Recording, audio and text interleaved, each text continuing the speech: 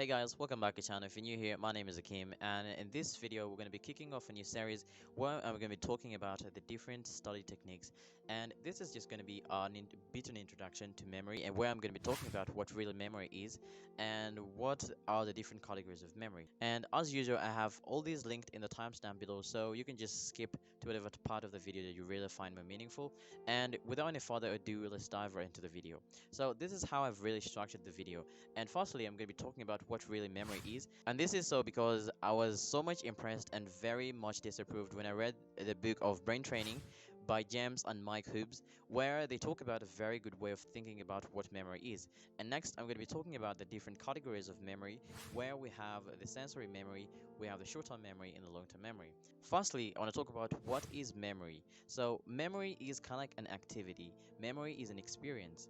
And most of the people think that memory is just a designated place in the brain where we have the hard disk storing everything that we learn throughout our lives. But actually, in the book of brain training, they explain that as you're trying to really remember something, it all comes down to you trying to reconstruct things from details that you really find more meaningful or that are more important to you. So things that are not really important to you, you will not remember them. And so that's why you can put two people in the same exact experience and they'll give you totally different information. And so memory is just all about an experience and it's an activity, and that means we can make experiences more memorable by doing some specific things.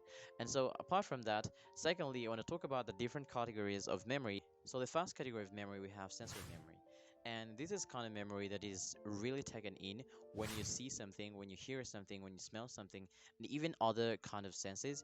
But actually, this kind of memory is kind of like very weak, to a point that, when it's taken away or it's dissolved as soon as you really ignore something.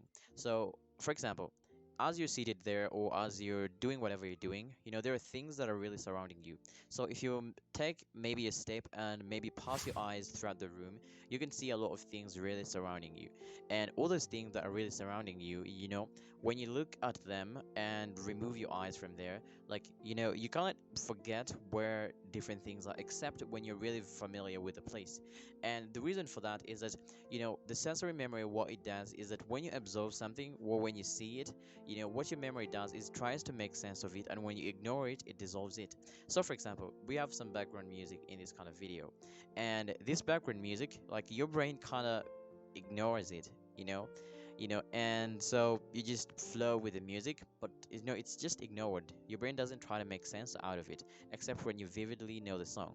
So the second category of memory is the short-term memory, or you can call it the secondary sensory memory. Well, that is a name I really came up with, due to saying that, okay, the memory that is going to the short-term memory is also coming from the senses.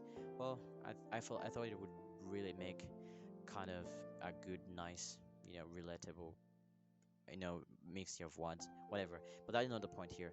Anyway, so the short-term memory can be used when you start really paying attention to stuff. So let's say you're really reading your book. So as you're reading your book, you're paying attention to what you're reading, and due to this attention you're paying, things are really transferred into your short-term memory.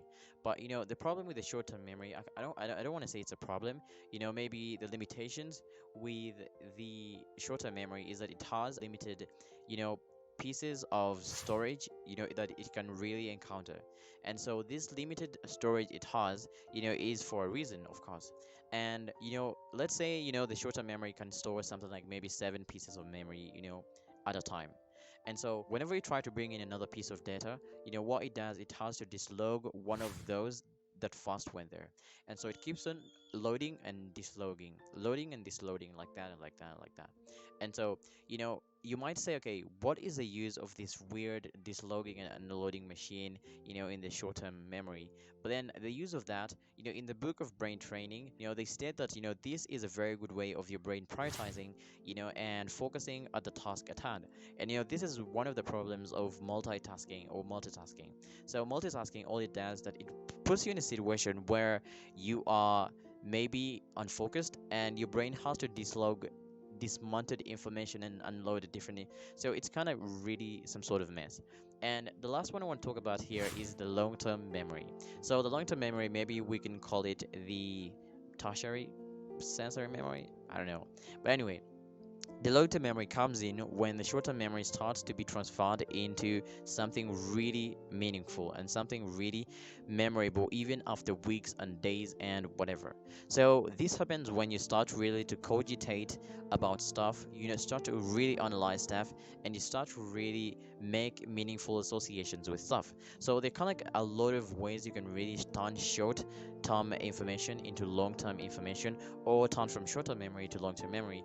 And I'm going to be listing all those in the next video which I'm going to be making. So if you really like the video, make sure you give it a thumbs up. If you haven't really subscribed, make sure you do that, and I'll see you in the next video. Bye bye.